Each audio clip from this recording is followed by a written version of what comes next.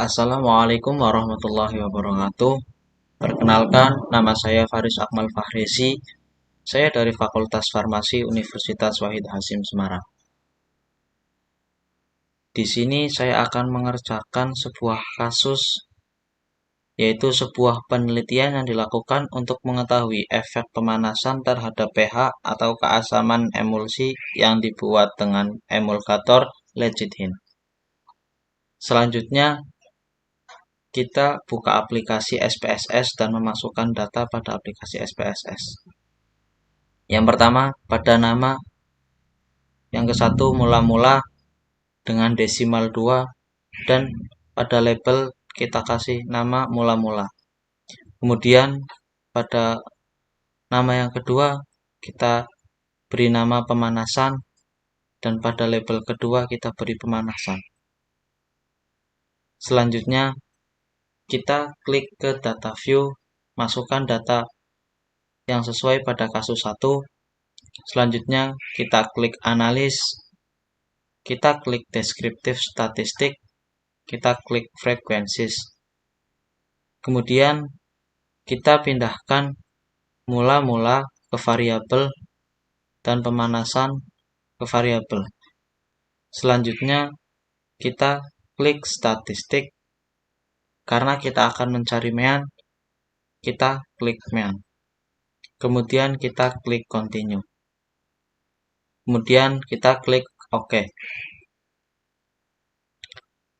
Baik, dari hasil output tersebut kita dapat menyimpulkan bahwa nilai mula-mula lebih besar daripada nilai pemanasan, yaitu nilai mula-mula 4,5375 dan nilai pemanasan yaitu 3,9725.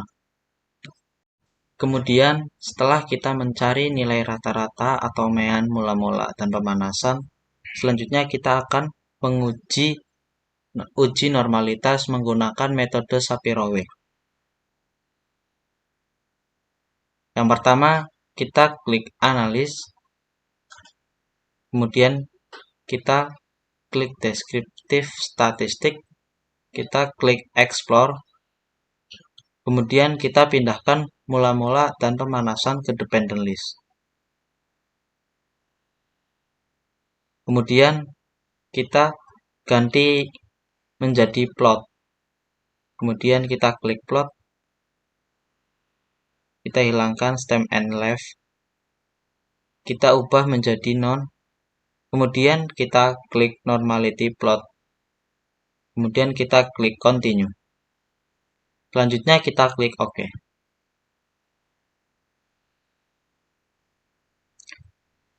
Oke, ini adalah hasil output dari uji normalitas menggunakan metode Shapiro-Wilk. Di sini kita memperoleh nilai signifikan pada variabel mula-mula adalah 0,182 dan pada variabel pemanasan kita memperoleh nilai 0,06. Jadi, kalau kita lihat dari nilai yang kita peroleh itu kurang dari 0,05 atau tidak terdistribusi normal. Karena tidak terdistribusi normal, baik, sebelum kita melakukan uji homogenitas, kita buat tabel seperti ini. Yang pertama, jenis emulsi dengan desimal 0, label jenis emulsi, kemudian measure skala, kemudian kita ganti value 1 untuk mula-mula,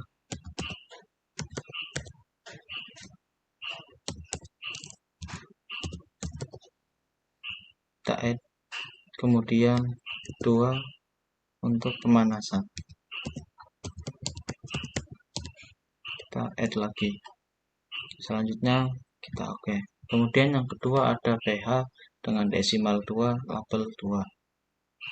Kemudian langsung saja kita ke data view, kita ubah data seperti ini. Jenis emulsi 1 untuk mula-mula, jenis emulsi 2 itu untuk pemanasan. Pertama kita klik analis, kita klik descriptive statistik, kita klik explore.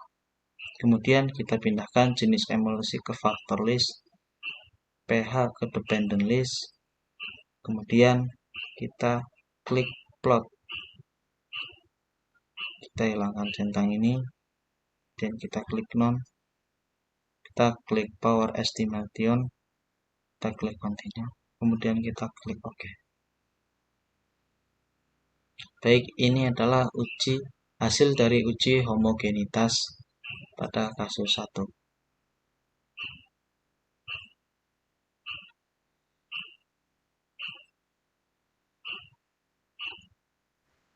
Sebelum kita melakukan uji Wilcoxon, kita ke data view terlebih dahulu. Selanjutnya langkah pertama kita klik analis, non-parametric test, kemudian kita klik dua related samples. Kemudian kita pindahkan mula-mula ke variabel 1 dan kita pindahkan pemanasan ke variabel 2. Kemudian kita klik OK.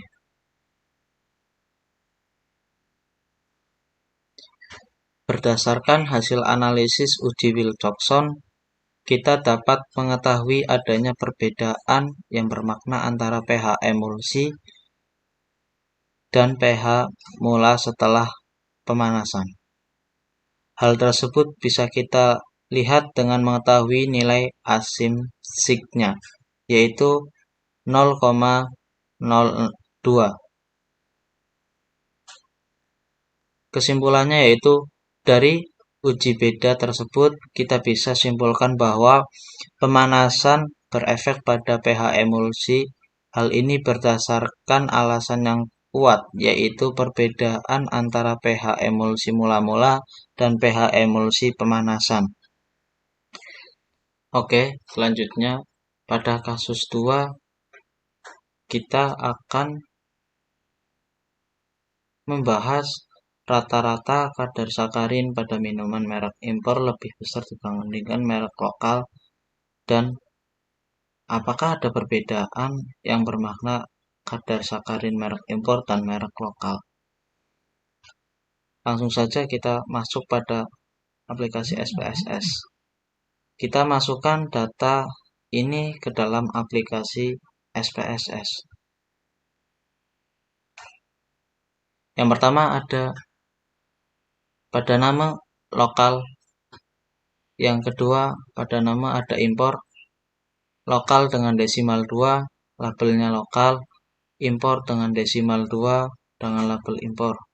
Kemudian kita ubah measure menjadi skala semua. Kemudian langkah yang pertama kita akan mencari rata-rata atau mean.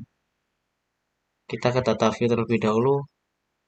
Yang pertama kita klik analis, kita klik descriptive statistik, kita klik frequencies, kemudian kita pindahkan lokal dan impor ke variabel.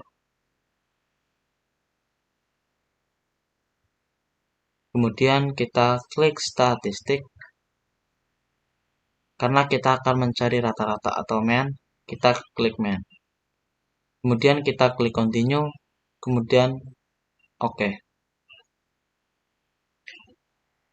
Dari hasil mean atau rata-rata, kita memperoleh nilai rata-rata lokal 0,5870 dan impor 0,5095. Baik, selanjutnya langkah yang kedua kita akan melakukan uji normalitas menggunakan metode Shapiro-Wilk. Yang pertama, kita klik analis, kita klik descriptive statistik, kita klik explore, kemudian kita pindahkan lokal dan impor ke dependent list. Kemudian kita ubah yang tadinya plot menjadi plot. Kemudian kita klik plot, kita hilangkan ini, kita klik none, kita klik normality, kita klik continue. Kemudian kita oke.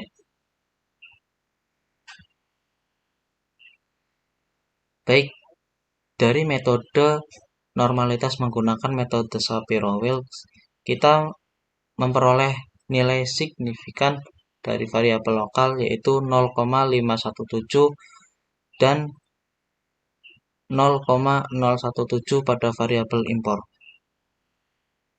Karena hasil dari metode Shapiro-Wilks tidak terdistribusi normal atau kurang dari 0,05, selanjutnya kita akan melakukan uji homogenitas. Sebelum melakukan uji homogenitas pada kasus 2, kita klik merek pada name dengan desimal 0 dengan label merek minuman. Valuesnya adalah 1 untuk lokal, 2 untuk impor. Kemudian yang kedua ada kadar desimal 2 label kadar sakarin. Kemudian measure kita ganti sekali semua. Kemudian kita ke data view. Langkah yang pertama kita klik analis, kita klik deskriptif statistik, kita klik explore. Kemudian pindahkan merek minuman ke factor list. Kemudian pindahkan kadar sakarin ke dependent list. Kemudian kita klik plot. Kita hilangkan centang yang tadi. Kita klik none. Kemudian kita ubah menjadi power estimation. Dan kita klik continue. Kemudian kita klik OK. Baik, inilah hasil dari uji homogenitas.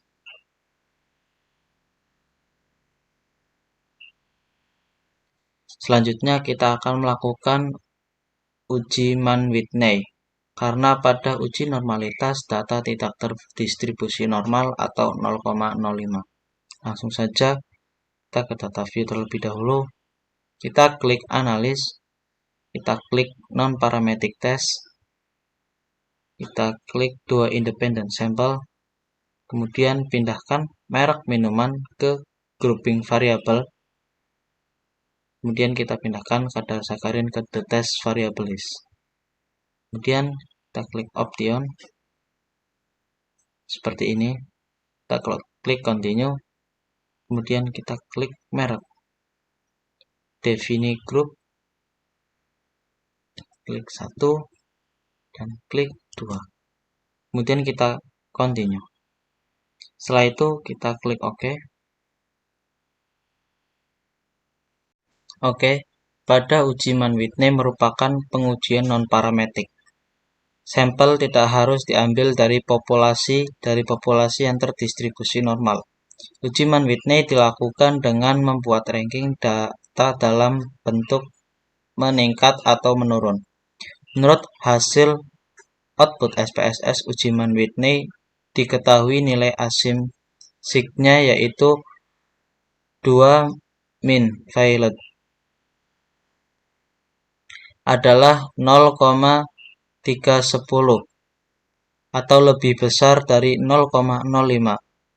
Artinya, kedua data tersebut tidak terjadi perbedaan yang signifikan antara kadar sakarin pada minuman merek lokal dan minuman merek impor. Kemudian kesimpulannya yaitu sesuai dengan hasil output SPSS analisis rata-rata kadar sakarin minuman merek impor mendapatkan hasil 0,5095 dan kadar sakarin pada merek lokal yaitu 0,5870 yang berarti kadar sakarin merek minuman impor tidak lebih tinggi atau lebih rendah dari merek minuman lokal.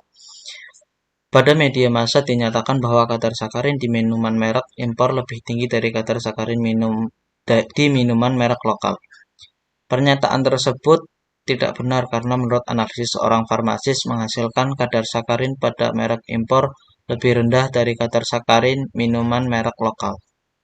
Sekian dari saya. Apabila ada kesalahan dalam penerangan kasus 1 dan 2, tolong dimaafkan. Wassalamualaikum warahmatullahi wabarakatuh.